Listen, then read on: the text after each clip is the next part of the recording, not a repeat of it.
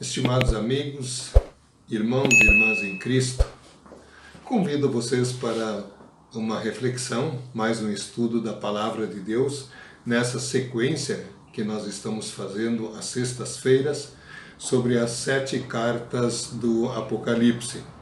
Nós já estudamos em Apocalipse 2, a primeira carta à igreja em Éfeso, a segunda carta à igreja em Esmirna, e hoje a terceira carta à igreja em Pérgamo. Se nós olhamos o mapa daquela região da Ásia Menor, a Turquia de hoje, nós vamos ver que as cartas elas têm uma sequência das cidades, uma sequência. A primeira, assim, Éfeso, Esmirna, daí Pérgamo, depois vai descendo, são 3 mais 4. Então, provavelmente, um mensageiro, alguém que foi para entregar essas cartas, foi entregando elas na sequência. Pelo menos é o que a gente conclui, olhando no mapa a sequência dessas cidades. Pois bem, vamos agora à igreja em Pérgamo. Em primeiro lugar, a cidade. A cidade ela existe hoje ainda na Turquia. É uma cidade relativamente pequena, hoje ela chama Bergama na Turquia. Ela é uma cidade muito antiga. Antes do Império Romano dominar a região, havia muitos reis famosos. E essa cidade ela se auto-intitulava de a Coroa da Ásia. Ela tinha uma biblioteca, alguns calculam que tivesse no seu auge 200.000 volumes, 200.000 livros. E quando os romanos dominaram a região, eles levaram esses livros dessa biblioteca para Alexandria, aquela famosa biblioteca de Alexandria no norte do Egito.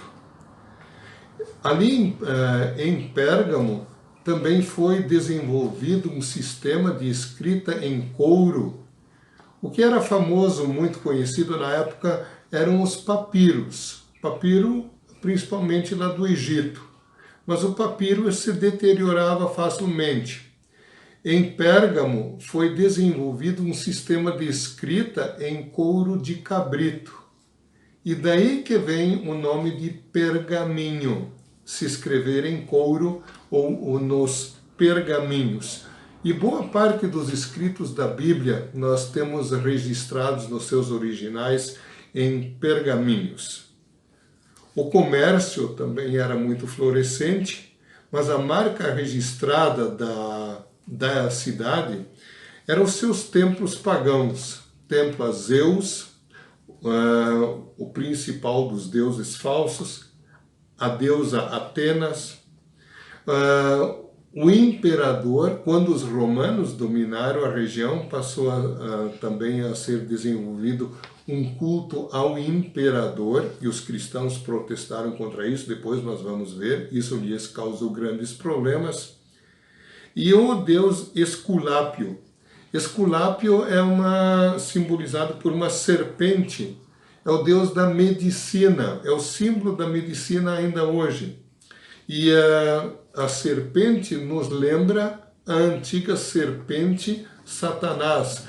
Tanto é que dentro da carta Jesus diz que eu tenho contra vocês que entre vocês está o templo de Satanás. Talvez uma referência a esse templo, a esse deus Esculápio, deus da medicina. As pessoas faziam romarias levando seus doentes para um morro onde estava assim um altar pagão ao deus Esculápio, simbolizado por uma serpente. Pois isso sobre então a igreja, sobre a cidade e os falsos deuses. E agora a igreja. Nós não sabemos nada, ninguém chegou a uma conclusão como é que surgiu a igreja. Verdade é que havia uma igreja florescente ali, e nós conhecemos ela muito bem desta carta do Apocalipse. E entrando na carta propriamente dita, Eu convido vocês a me acompanharem na leitura, eu leio na Nova Tradução Linguagem de hoje, e depois nós vamos ver mais detalhes para vocês verem, na verdade, como essa carta também é atual. É Apocalipse 2, versículos 12 a 17. Ao anjo da igreja de Pérgamo escreva o seguinte: esta é a mensagem daquele que tem a espada afiada dos dois lados. Eu sei que vocês moram aí onde está o trono de Satanás. Vocês são fiéis e não abandonaram a fé que têm em mim, até mesmo quando Antipas, minha testemunha fiel, foi morto aí em Pérgamo, onde Satanás mora. Mas tenho algumas coisas contra vocês. Há entre vocês alguns que seguem o ensinamento de Balaão, que mostrou a Balaque como fazer com que o povo de Israel pecasse, dizendo que os israelitas deveriam comer alimentos oferecidos aos ídolos e cometer imoralidades. Assim também estão entre vocês alguns que seguem os ensinamentos dos nicolaítas. Arrependam-se, senão eu logo irei até aí e com a espada que sai da minha boca lutarei contra essa gente. Portanto, se vocês têm ouvidos para ouvir, então ouçam o que o Espírito de Deus diz às igrejas. Aos que conseguirem a vitória, eu darei do maná escondido, e a cada um deles darei uma pedra branca, na qual está escrito um nome novo que ninguém conhece, a não ser quem o recebe. Até aqui, então, esta maravilhosa carta. No começo, Jesus agora se apresenta como aquele que tem a espada de dois fios, a espada afiada na sua boca. A imagem da palavra de Deus como a espada, ela é bastante usada na Escritura, às vezes como lei, às vezes como evangelho, como graça. Aqui, por essa carta, nós concluímos que a espada é a boca de Cristo que vem para julgar as pessoas. E ele julgará com justiça e condenará aqueles que são infiéis a ele, que morrerem na infidelidade e na idolatria. Então, cuidado com a espada afiada dos dois lados. Esse Senhor Jesus, ele diz assim, para essa igreja: eu sei, eu conheço a situação de vocês. Eu sei que vocês vivem numa situação difícil. Eu já falei dos deuses, né? Eu sei que vocês estão onde Satanás mora, onde está o trono de Satanás. Provavelmente uma referência direta a esse templo pagão, ao deus da medicina, Esculápio, simbolizado por uma serpente. Jesus também fala que entre eles esteve o primeiro mártir, aliás, o único mártir do qual é citado um nome no livro do Apocalipse, Antipas. A tradição antiga diz que ele era o bispo, um líder religioso daquela igreja, e ele morreu martirizado. Segundo uma lenda, isso não está na Bíblia, ele morreu queimado dentro do ventre, da barriga de uma estátua de um boi feito de ferro. E aí atearam fogo, queimaram ele durante a perseguição do imperador Domiciano, imperador romano Domiciano. Foi uma das grandes perseguições aos cristãos que aconteceu pouco antes do Apocalipse ser escrito, né? Então, entre vocês são pessoas fiéis, e entre vocês se encontra Antipas, esse mártir cristão, né?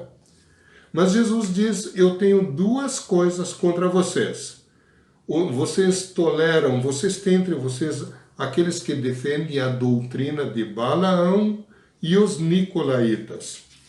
A doutrina de Balaão, lá em Números 22 até 25, está citado o seguinte: um rei pagão queria que Balaão, um adivinho, amaldiçoasse o povo de Israel no deserto, para não lutar contra eles, para não vencê-los. Esse rei pagão queria que Balaão amaldiçoasse, mas Deus, por 3 vezes, fez com que Balaão abençoasse seu povo, por força de Deus.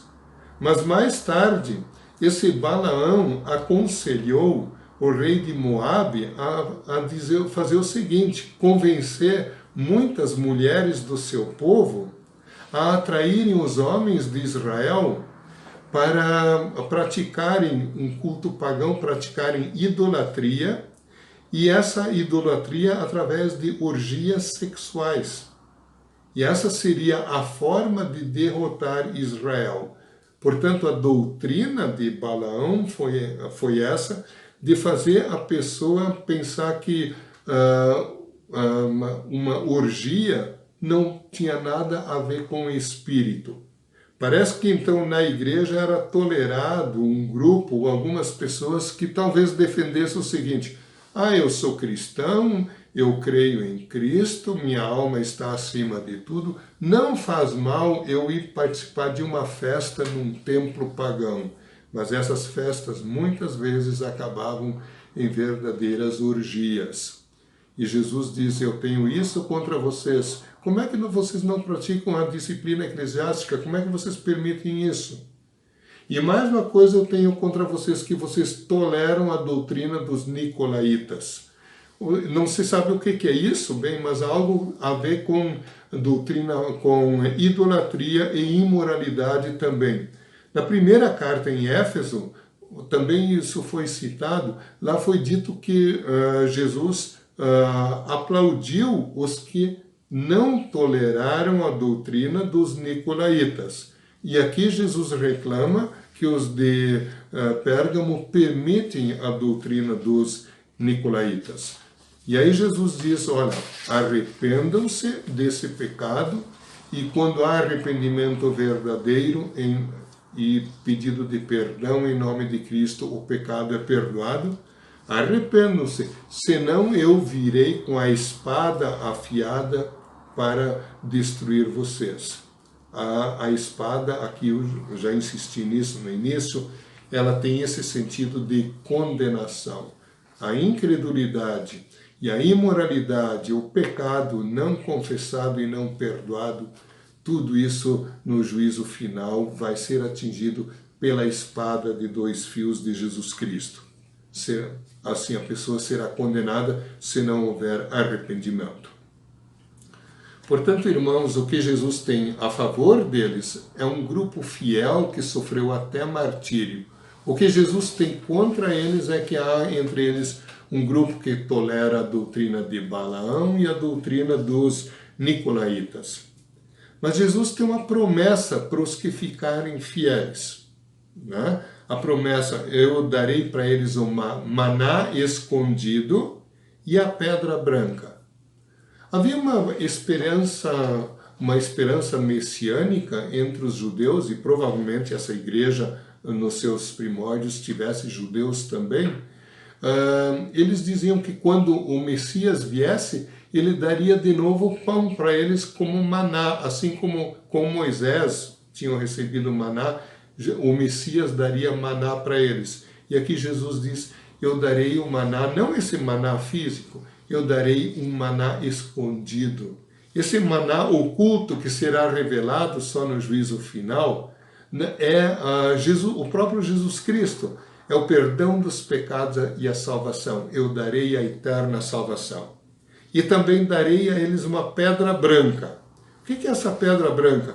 Também não fica claro, o texto não diz o que é, mas talvez fosse uma referência a um costume antigo, naquela época, de que em muitas festas, grandes festas oferecidas por pessoas famosas ou pessoas ricas, o bilhete de entrada era uma pedrinha especial.